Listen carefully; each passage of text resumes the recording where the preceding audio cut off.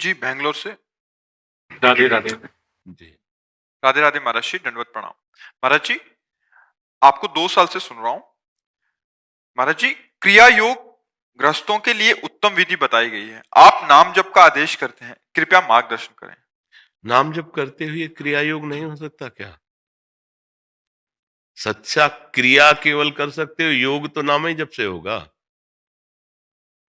क्रिया योग कोई नहीं करता है, सब क्रियाएं कर रहे हैं, खाली कर्म हो रहा है, इसीलिए दुर्गति हो जाएगी। अवश्य में भोक्तव्यम कृतम कर्म शुभाशुभम। कहीं शुभ कर्म हो रहे हैं, कहीं अशुभ कर्म हो रहे हैं, योग तो नहीं हुआ ना। योग तो होगा भजन से।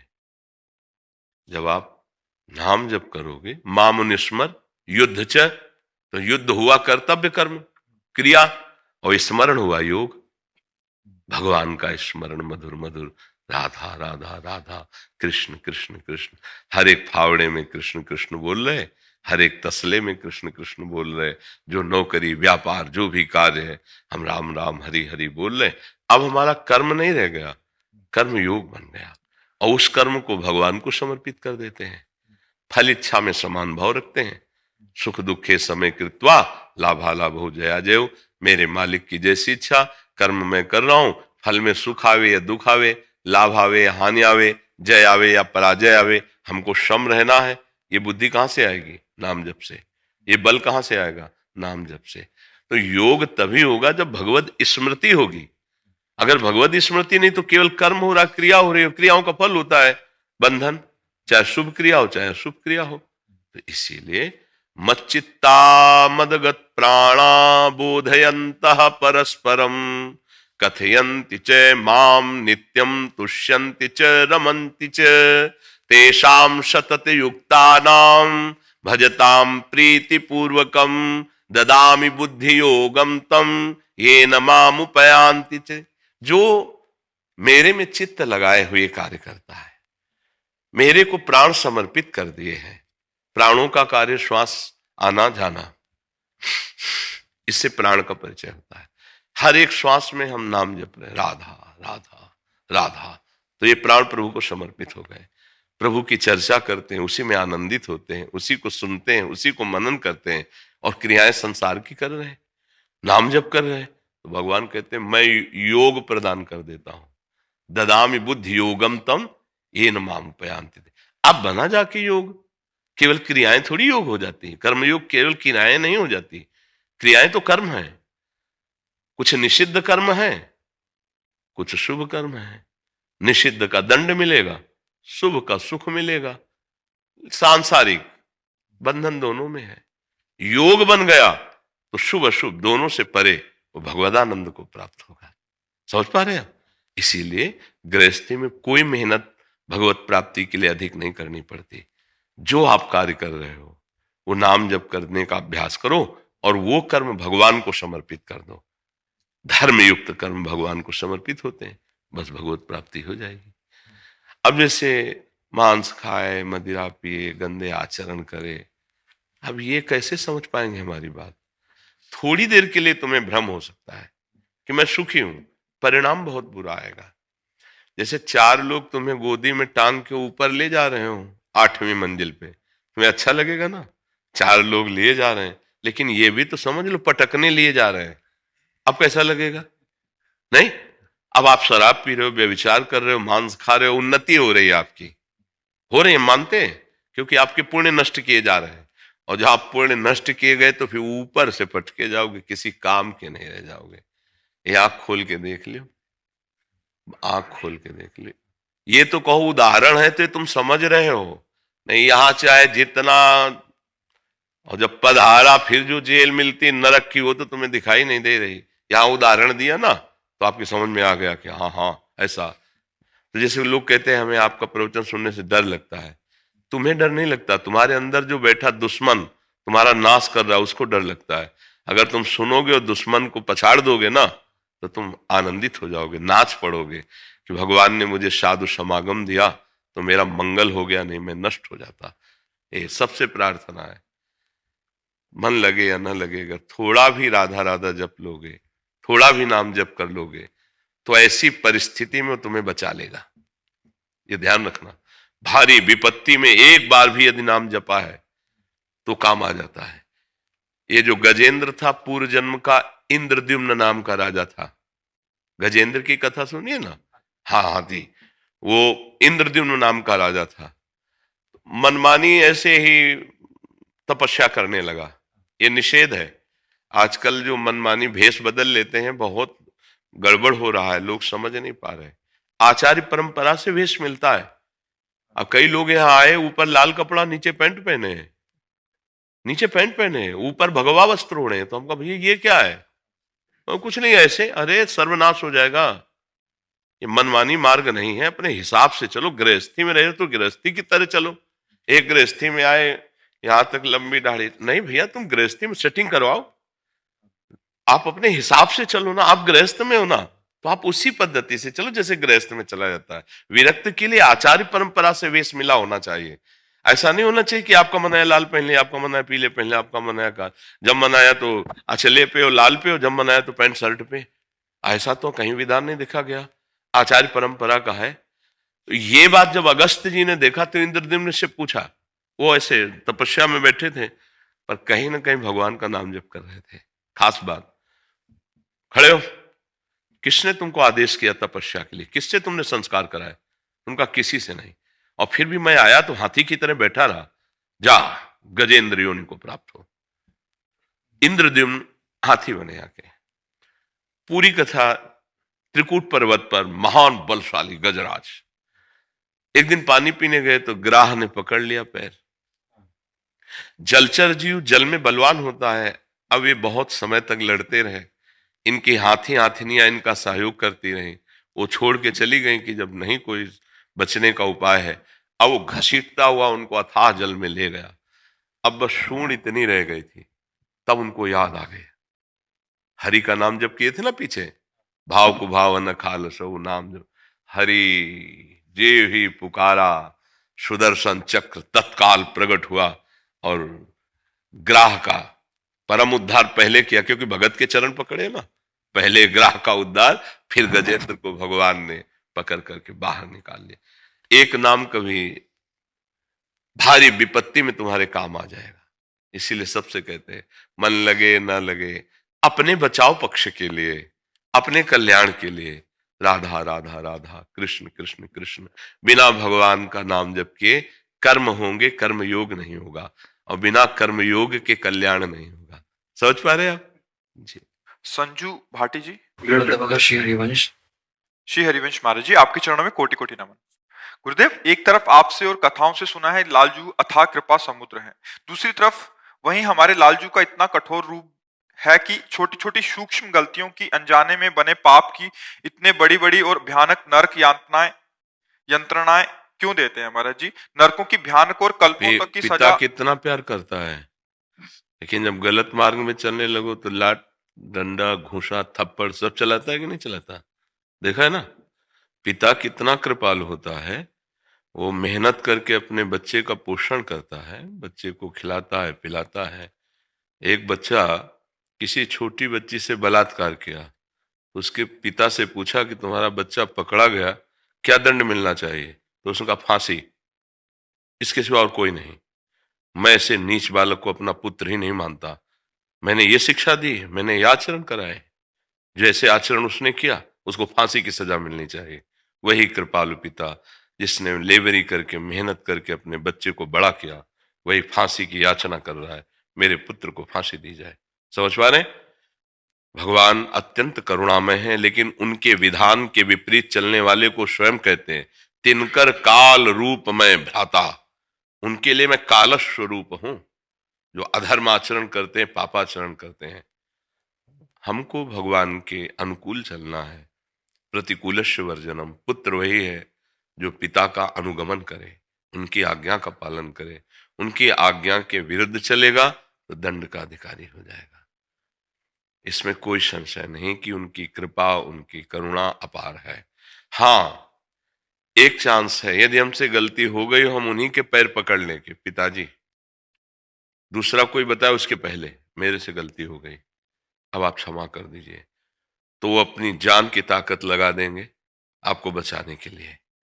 तो वो तो असमर्थ हैं, कानून उनकी ताकत को काट देगा।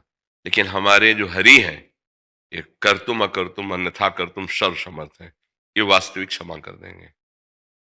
जो नर होए चराचर द्रोही, आवे सभय शरण तक मोही। अगर भयभीत होकर मेरी शरण में आ गया तो मैं निश्चित उसका परम कल्याण कर दूंगा। करो शब्द ते साधु समाना। समझ पा रहे? तो हम गलती ना करें, गलती करें हमें प्यार मिले, ऐसा हो ही नहीं सकता है। सही मार्ग में चलो तो भगवान आपको अपना हृदय बना लेंगे। साधु हृदय मह्यम। अगर आप गलत मार्ग से चलोगे तो काल रूप हुई, विराट रूप दिखा के क्या दिखाया अर्जुन को? मैं इस समय बढ़ा हुआ महाकाल हूं। भीष्म, दुर्योधन, द्रोणाचार्य, ये सब जब जैसे लौंग चबाई जाती है ऐसे दांतों में फंसे हुए हैं, उन्हीं का खेल है। वही अपने आप का सृजन करते हैं, अपने आप का पालन करते हैं और अपने आप का संहार करते हैं। यदि आप अपने आपे को मिटाकर उनमें मिल जाओ तो आप भी मुक्त हो जाओ, आप भगवदानंद में डूब जाओ। पर आप उनसे अलग मानकर यदि गंदे आचरण करोगे तो फिर दंड देंगे। ये यथामाम प्रपद्यन्ते तास्तते भजाम्य हम। भारी दंड का विधान तैयार हो चुका है, आप उनकी शरण में आ गए, बच जाओगे। उपाय है मामे वे प्रपद्यन्ते माया में ताम तरन्ते थे। भगवान की शरण में होकर राधा राधा बोलो, कृष्ण कृष्ण बोलो, अच्छे आचरण करो। जो गलतियां हुई भगवान क्षमा कर देंगे। अब मनमानी गलती करते चले जाओ, फिर तुम्हें क्षमा कर दें, असंभव, फिर तो भोगना पड़ेगा। भगवान ने कहा है अवश्य में भोक्तव्यम कृतम कर्म शुभाशुभम। मनमानी आचरण करते जाओ तो फिर क्या होगा? माता पिता भी निराश हो जाते हैं कि ले जाओ इसको, ये हमारे बस का नहीं रहा है, समाज के लिए कंटक है, इसका मृत्युदंड ही उचित है। जिन्होंने पैदा किया, पोषा, पाला, वही उसकी मृत्यु मनाने लगते हैं। ये तो साधारण माता पिता है, वो तो अमोघ शक्ति संपन्न भगवान है। इतना सुंदर मानव दे दिया, इतना सुंदर मार्ग दिया, आप उसको छोड़कर पापाचरण करेंगे तो दंड विधान तो है ही ना।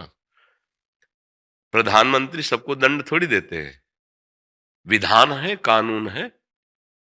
कानून दंड देता है? नहीं देता। उन तक तो खबर भी नहीं पहुंचती। अपने जैसे छोटे मोटे चोर और ऐसे तो पिटाई करके उनको जेल भेज दिया जाता है। हाँ, यदि हमारा हृदय भगवान के आश्रित होने लगे तो सब ठीक हो जाएगा। भगवान की सिवा नहीं, भगवान किसी को दंड थोड़ी देते हैं। कर्म प्रधान विश्व रचि राखा, जो जस करे ताज फल चाखा। जैसा कर रहा वैसा भोग रहा। बड़े बड़े लोकपाल विधान में लगे हुए हैं, जैसे इंस्पेक्टर, फिर एसपी, बड़े बड़े अधिकारी है ना पुलिस डिपार्टमेंट के, और भी बड़ी एजेंसियां हैं। आप जो भी गड़बड़ करोगे आपको पकड़ लिया जाएगा, आपको दंड दिया जाएगा, आपको सजा दिया जाएगा। जबकि राष्ट्रपति, प्रधानमंत्री हमारे देश के प्रधान हैं, उनको पता भी नहीं चल पाएगा और आपको दंड मिल जाएगा। ऐसे इनको तो पता नहीं चले, वो सर्वज्ञ हो तो देख रहा है। पर दंड विधान देने वाले तुम्हारे कर्म के अनुसार ही बड़े बड़े लोकपालों के रूप में भगवान ने नियत किया है, वो दंड देते हैं। जैसे अग्नि लोकपाल है, वायु लोकपाल है, जल लोकपाल है, पृथ्वी लोकपाल है, इस तरह से लोकपाल है। बोले कार में जा रहे थे, पूरे जल गए, बंद हो गए। उसी में बंद निकल ही नहीं पाए, आग लग गई, मर गए। बोले वहां आग लगी, मर। ये सब लोकपाल है, दंड दे रहे हैं। जल में गए, सेल्फी ले रहे, पैर फिसला, मर गए। तैर रहे थे, लहर आई, ले गए, मर गए। वायु का ऐसा झंझावात आया, भूकंप आया, ओले बरसे, ये सब लोकपाल है, दंड देते हैं। हम लोग जो पापाचरण करते हैं तो फिर ये प्रकृति दंड देती है। यही सब लोकपाल निर्धारित किए गए हैं। और जब शरीर छूटता है तब असली हिसाब मिलता है। न्यायाधीश के सामने जब पहुंचता है कि तुम्हें भेजा गया था भजन करने, अच्छे आचरण करने, तुमने पापाचरण किया, मनमानी अपराध किए, अब इनको दंड दो। तो फिर नरक आदि की यंत्रणाएं भोगनी पड़ती, फिर समय से कृपा करके निकाल के फिर अन्य योनियों में भेजते हैं। फिर जब करुणा होती तो मानव देह फिर मिलती, और जहां मानव देह मिला फिर अमत वाले होकर पाप करने लगते हैं। ऐसे क्रम चला रहा है, अनंत युगों से चला रहा है। कब से सृष्टि रची गई आज तक कोई तारीख बता पाया है क्या? कहीं किसी इतिहास में तारीख लिखी हो तो हमें बताना कि सन या संवत अमुक तारीख अमुक उस दिन सृष्टि रची गई। अनंत मायापति की अनंत माया है। तो मुक्त होने के लिए हमें मानव देह मिला, हम तो फंसते चले जा रहे हैं। क्यों बच्चा, वो समझ में आ रहा है तुम्हारे? हाँ, नाम जप करोगे तो साधु की भाषा समझ में आएगी। तो अध्यात्म है। नाम जप करोगे तो नहीं। बस इसीलिए लौकिक उदाहरण दिया कि पिता बहुत प्यार करता है, लेकिन पुत्र मनमानी आचरण करेगा तो पिटाई करेगा। ज्यादा भारी अपराध कर देगा तो वही मनाएगा कि ऐसा पुत्र ना होता तो अच्छा है। इसलिए अच्छे आचरण करो, भगवान बड़े कृपालु है। बुरे आचरण करोगे तो वही भगवान तुम्हें दंड विधान कर देंगे, वही तुम्हें दंड देंगे। और दंड से पवित्र होता है जीव, बुद्धि सुधरती है। दंड बड़ा पावन करने वाला है। जैसे रोग है, पिटाई है, ये हमारे पापों को नष्ट करते हैं। जेल है, ये हमारे पापों को नष्ट करते हैं। फांसी की सजा है, हमारे अपराधों का मोचन होता है। तो ऐसे अपराध करे काहे को कि ऐसा भयंकर दंड मिले। नाम जप करो, सबकी सेवा करो, अच्छे आचरण करो, समाज के प्राण प्यारे बन जाओ, तो भगवान आपको बहुत प्यार करने लगेंगे। सीधे पता चलेगा कि भगवान हमें प्यार कर रहे हैं, अनुभव में आता है। नहीं तो संत महात्मा किसके सहारे चलते हैं? अगर भगवान का प्यार न मिले तो कैसे हम लोग जीते हैं? भोजन से थोड़ी जीते हैं, भगवान से जीते हैं। और वो कहीं दूर थोड़ी रहते हैं, नेत्रों में, मन में, प्राणों में, बुद्धि में वही समाये रहते हैं। समझ पा रहे हो आप? कोई संशय जी? अशोक कुमार यादव जी। श्री राधा। राधे राधे गुरुदेव, आपके चरणों में दंडवत प्रणाम। गुरुजी, पर ब्रह्म को रचना की आवश्यकता क्यों पड़ी? किसकी रचना की उसने? स्वप्न में कुछ रचना हुई थी क्या? है? आपने ही तो रचा था स्वप्न। आपका मन जिस गुण से युक्त हुआ, रजोगुण से तो राजसिक रचना हो गई, तमोगुण से तो तामसिक रचना हो गई, सतोगुण से तो सात्विक रचना हो गई। और जब जगे तो न सात्विक था, न राजसिक था, न तामसिक था। क्यों? सुनो भला, भगवान शिव की वाणी सुनो। उमा कहूं मैं अनुभव अपना, सत हरि भजन जगत सब सपना। भगवान शिव तो इसे सपना कह रहे हैं। ज्ञान समुद्र है, शिव पर आस्था है, उन तो गुरु है ना, तो कह रहे हैं सपना है। तो सपना किसका रचा होता है? हमारा रचा होता है, अपने आप का है। अभी आप अपने आप को जागृत कर लीजिए तो आपको दिखाई देगा आपके सिवा कोई है नहीं। चाहे आप श्री कृष्ण नाम दो या आप आत्मा नाम दो, उसके सिवा कुछ है ही नहीं। जब तक आप सो रहे हैं मोह निशा में, तब तक आपको ये सब रचना दिखाई दे रही है। स्वप्न में मार पिटौल हुई, बढ़िया भोजन मिले, व्यवहार बना, तो कुछ नहीं, केवल एक माया का नाटक स्वप्न में था। वही जागृत में माया का नाटक है। जैसे जागने पर स्वप्न सत्य हुआ, ऐसे मोह निद्रा से, अविद्या से जागने पर, ज्ञान होने पर ये संसार केवल सत्य स्वरूप भगवान है, दूसरा कोई नहीं। ना अच्छा न बुरा, न स्त्री न पुरुष, कोई नानात्व तो नहीं है। अब ये कैसे समझ में आएगा? होटलों का भोजन खाएं, मनमानी आचरण करें तो बुद्धि अपवित्र है। वो अपवित्र बुद्धि सत्य को न जानने के कारण जगत के व्यवहार को सत्य मान रहे, कैसे समझ पाएगी कि ये जगत तो सत्य है? वो भोग रहा है, उसे अच्छा लग रहा है, पी लग रहा है, तो कह रहा झूठा कैसे हो सकता है? ये रेल झूठी है, ये हवाई जहाज झूठा है, ये स्त्री शरीर झूठा है, ये पुरुष शरीर झूठा है। क्या बाबा जी, लगेगा कि नहीं लगेगा? अब सत्य वस्तु को जानोगे तब तो पता चलेगा। जैसे दूर से रस्सी सांप दिखाई दे रही है, अब हमको सांप दिखाई दे रही है, अब हमारा भ्रम तब दूर होगा यदि नजदीक खड़े हुए किसी व्यक्ति का हम भरोसा कर लें और वो कहे भैया आप बिल्कुल निर्भय होकर चले आओ, ये रस्सी है, सांप ना कभी था, ना है, ना रहेगा।